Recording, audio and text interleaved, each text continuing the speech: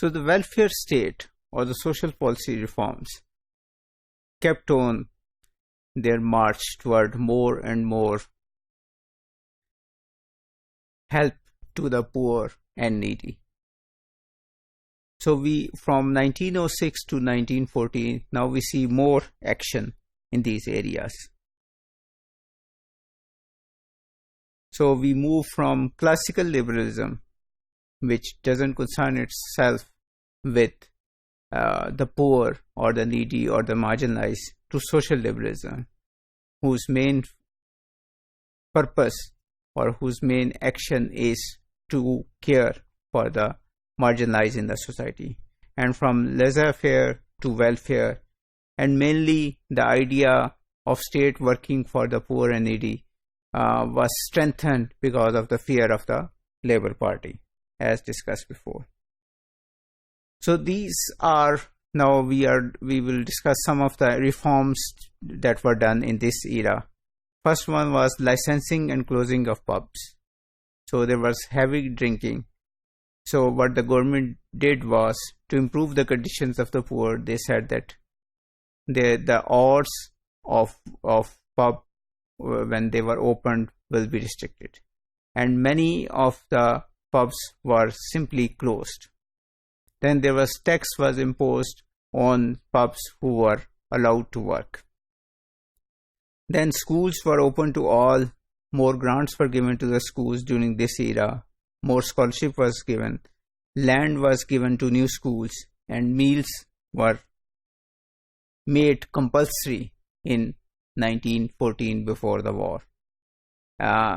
In the health sector, medical inspection was started in 1907, as discussed before, and then medical treatment of children was started in 1912.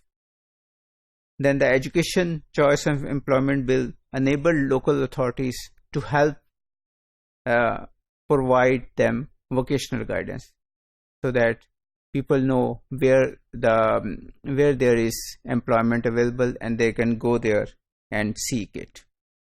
Old Age Pension Act in 1908 was introduced, when pensions were given to everyone above 70 who was poor. You can compare it with Pakistan. 120 years hence, we don't have a pension for old age. Then there were Labor Exchanges Act in 1909, when labor exchanges were set up to help the poor or needy or the unemployed find employment. Again, Pakistan introduced labor exchanges in the 1970s, but gradually in the 1980s and 1990s, slowly and gradually they vanished, and now there are no employment exchanges to help the unemployed find employment. In 1909, Development Fund was established to provide work during the times of depression. People were allowed, government started to pay unemployed to work in the streets, waterworks, sewerage, and other areas. And with war looming on the horizon, the First World War, shipbuilding was started. Again, more and more people were employed by the state. The Trade Board Acts in 1909 created boards to set up minimum wages. So again, a minimum wage was set up for different trades so that industrialists or factory owners or mine owners could not exploit the poor. Then Mine Accidents Act was passed in 1910, which provide first aid treatment, rescue, and fire precautions in the mines. National Insurance Act 1911 gave compulsory health insurance to all the workers earning less than $160 pounds a year. So of course all these reforms were going on, but where was the money coming from? Because reforms need money. So there were taxes on alcohol, tobacco, petrol, and use of motor vehicles. So all the things which the rich used and the poor didn't use.